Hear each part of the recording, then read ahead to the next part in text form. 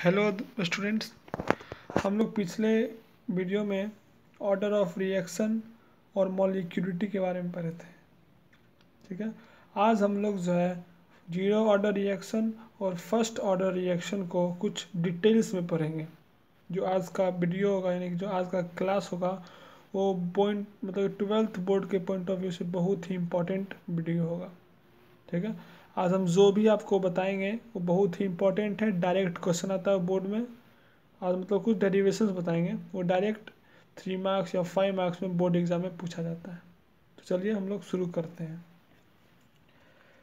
तो जो हमारा फर्स्ट है आज का वो है हमारा जीरो ऑर्डर रिएक्शन। ये क्या होता है? तो द टाइप ऑफ रिएक्शन यानी कि द रिएक्शन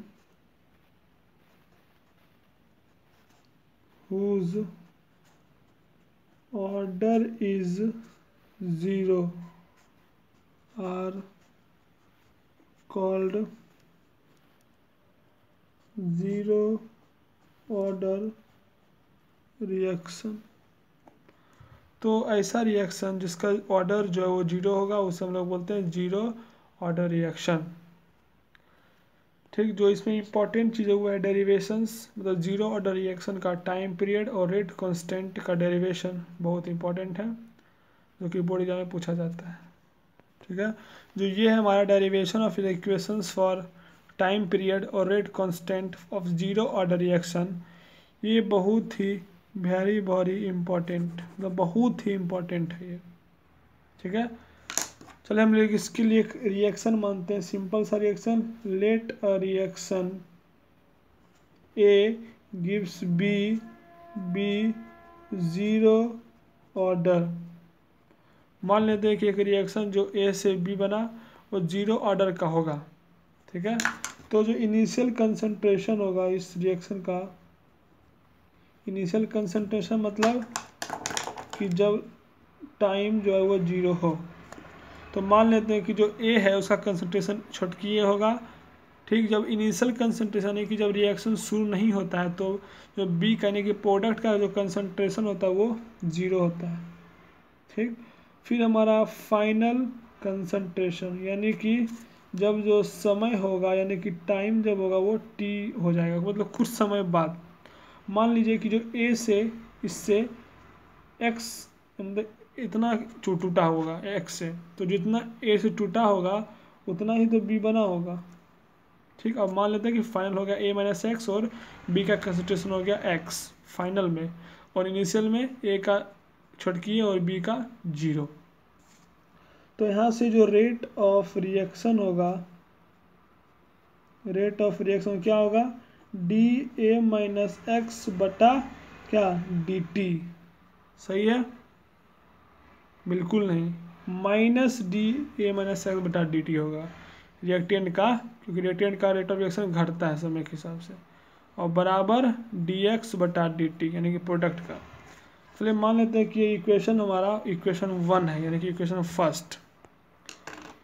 फिर हम लोग पढ़े थे पिछले क्लास में रेट लॉ, आपको याद होगा रेट लॉ क्या होता है? तो आर बराबर होता है क्या? तो रेट कांस्टेंट और प्रोडक्ट ऑफ रिएक्टेंट का कंसंट्रेशन, और पावर क्या?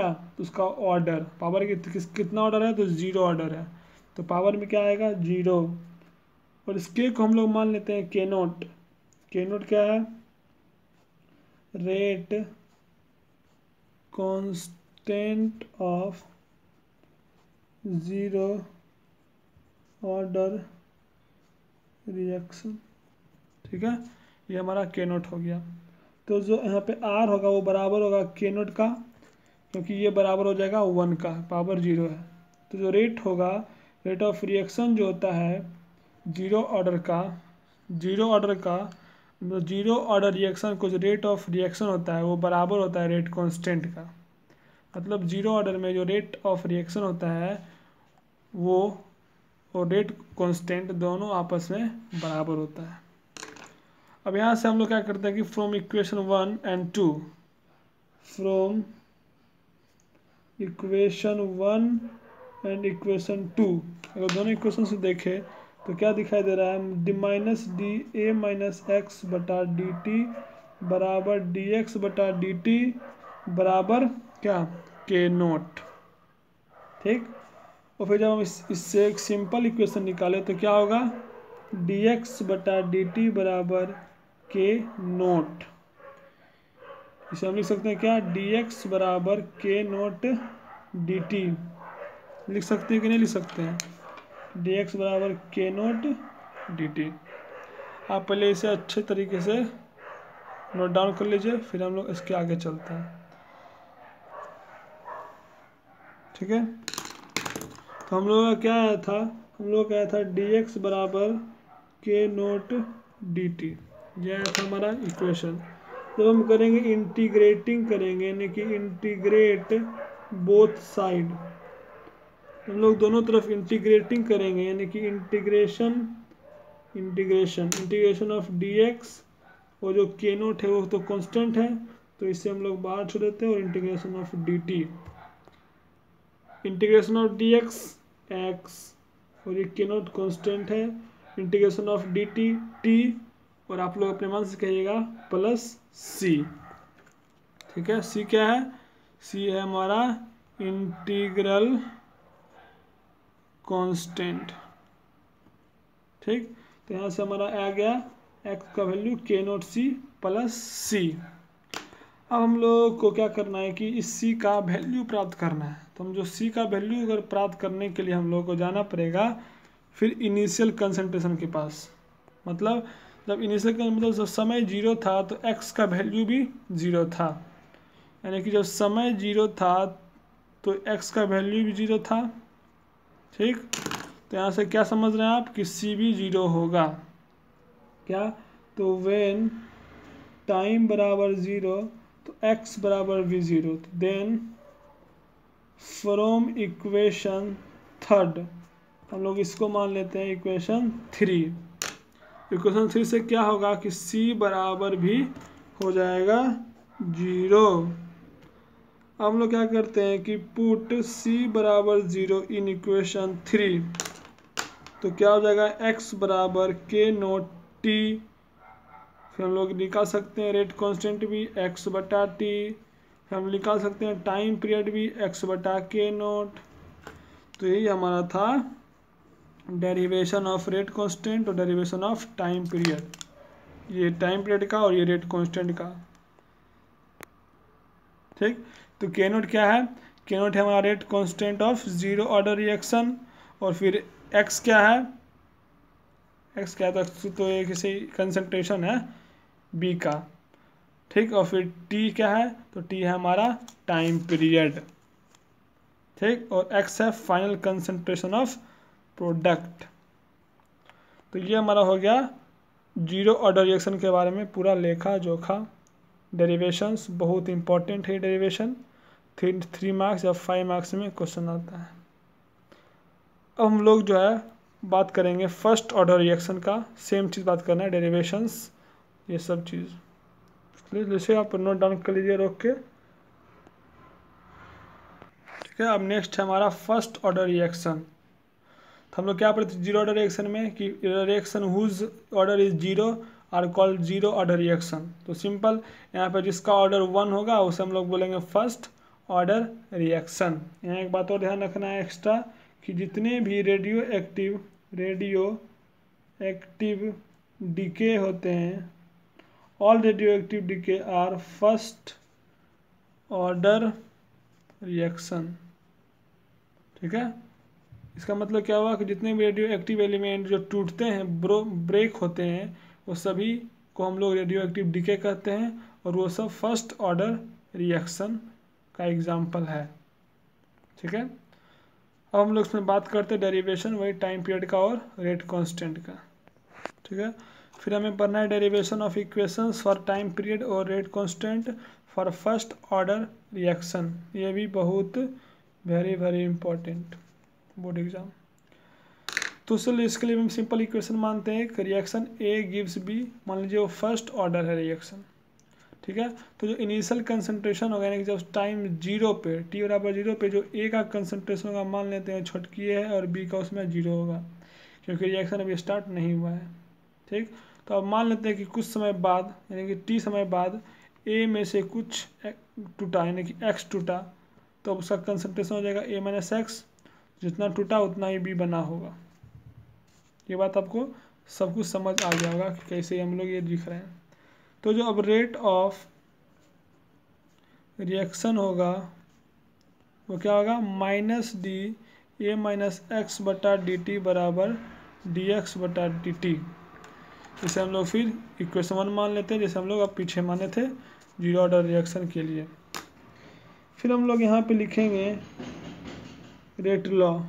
फ्रॉम रेट लॉ से क्या होगा कि आर बराबर हो जाएगा यहाँ पे के, हम लोग यहाँ मानते हैं K1 rate constant of first order reaction, K1 rate constant of first order reaction, फिर प्रोडक्ट ऑफ कंसंट्रेशन पावर क्या, तो उसका ऑर्डर यानी कि 1, तो 1 लिखने कोई ज़रूरत नहीं है। तो ये हमारा हो गया रेट लॉ, इसे हम मानते हैं इक्वेशन 2। ये हो गया हमारा रेट लॉ से रेट ऑफ रिएक्शन। फिर हम लोग क्या करते हैं कि फ्रॉम इक्वेशन 1 एंड इक्वेशन 2, फिर हम दोनों इक्वेशन को आपस में बराबर करेंगे तो क्या होगा, minus D A minus x बटा डी टी बराबर डी एक्स बटा डी टी बराबर K1 ए माइनस एक्स। ठीक, फिर हम उससे सिंपल इक्वेशन निकालते हैं, डी एक्स बटा डी टी बराबर K1 ए माइनस एक्स। तो डी एक्स हम लोग ए माइनस एक्स को इस तरफ ले लेंगे तो हो जाएगा D x by A minus x बराबर K1 डी टी।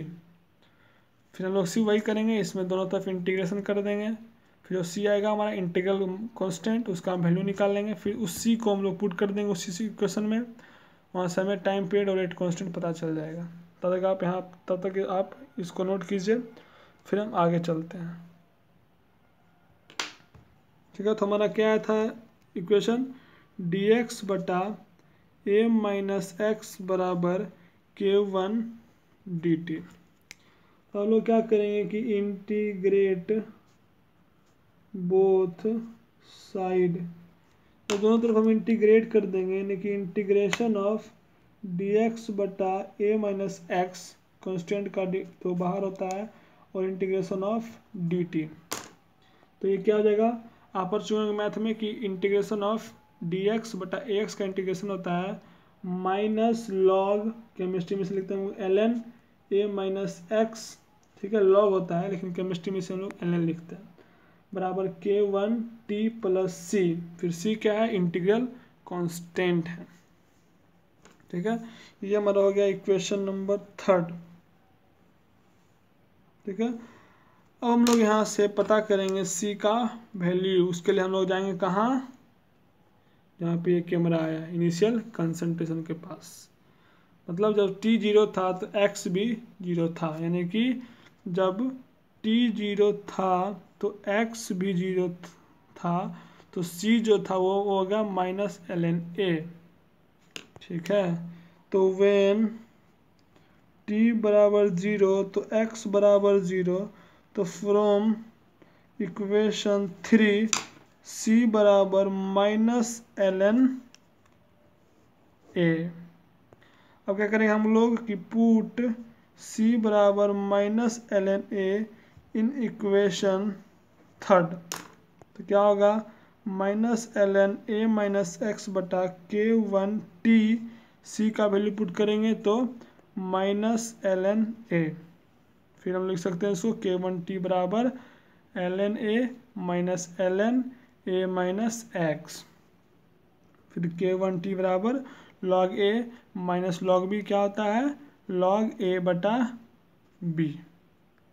ठीक, अब हम क्या करेंगे कि ln को log में बदलेंगे, तो ln को log में बदलने के लिए हम लोग 2.303 से मल्टीप्लाई करते हैं। ठीक है, तो जो हमारा आया है K1 t बराबर ln a बटा a माइनस एक्स, ये वाला, इसे हम क्या कर सकते हैं, तो इसे हम लिख सकते हैं K1 t बराबर 2.303 log a by a minus x. Log कहाँ से आ गया, हम लोग इस ln को लॉग में चेंज किए तो 2.303 से प्रोडक्ट यानी कि मल्टीप्लाई करना पड़ेगा। तो यहाँ से रेट कांस्टेंट क्या आ जाएगा, फर्स्ट ऑर्डर रिएक्शन के लिए 2.303 बटा टी लॉग ए बाय ए माइनस एक्स, और टाइम पीरियड क्या आ जाएगा 2.303 by K1 log A by A minus x.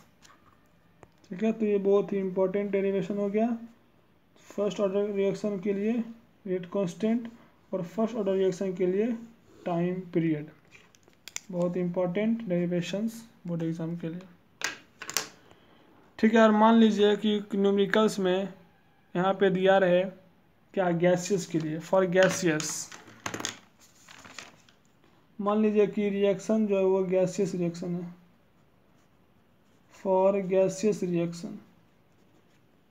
तो उससे पहले हम लोग इसे जानते हैं और अच्छे से। तो जब आप रिएक्शन देखिएगा इसका, ठीक है, तो ये जो ए है वो क्या है, इनिशियल कंसंट्रेशन ऑफ रिएक्टेंट, और जो नीचे ए माइनस एक्स आया था हमारा इक्वेशन में वो क्या था, इनिस फाइनल कंसंट्रेशन ऑफ रिएक्टेंट। तो हम लोग इसे लिख सकते हैं टी बराबर 2.303 बटा K1 लॉग ए क्या था, ये था हमारा इनिशियल कंसंट्रेशन ऑफ रिएक्टेंट। तो ए को लिख सकते हैं हम लोग इनिशियल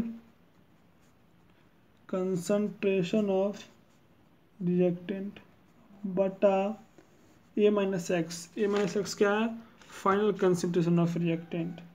तो फाइनल कंसंट्रेशन ऑफ रिएक्टेंट, तो हम इसे कुछ इस तरह से भी लिख सकते हैं। वहीं अगर मान लीजिए फॉर गैसियस रिएक्शन के लिए, मैंने न्यूमेरिकल में गैसियस रिएक्शन दे दिया, तो उसके लिए हम लोग क्या लिखेंगे, K1 बराबर क्या होगा 2.303 बटा टी लॉग, बस हम लोग यहाँ पे क्या करेंगे, कंसंट्रेशन की जगह हम लोग कर देंगे पार्शियल प्रेशर। तो क्या हो जाएगा, log initial partial pressure of reactant बटा final partial pressure of reactant. ठीक, तो गैसेस रिएक्शन आ गया तो हम उसके लिए हम पार्शियल प्रेशर कर देंगे, और ये सो संपर्क कंसंट्रेशन टाइप का रिएक्शन आ गया तो उसके लिए हम लोग कंसंट्रेशन यूज़ करेंगे। ठीक, तो आज के लिए हम इतना रहने देते हैं। आज का जो था पढ़ाई फर्स्ट ऑर्डर रिएक्शन का डेरिवेशंस, फिर ज़ीरो ऑर्डर रिएक्शन का डेरिवेशंस, ये सब बहुत ही इंपॉर्टेंट है बोर्ड एग्ज़ाम के लिए। तो आप इसे 2-3 बार डेरिवेशन को प्रैक्टिस कीजिए अच्छे से। तब तक के लिए हम लोग फिर मिलते हैं नेक्स्ट वीडियो में, तब तक के लिए बाय।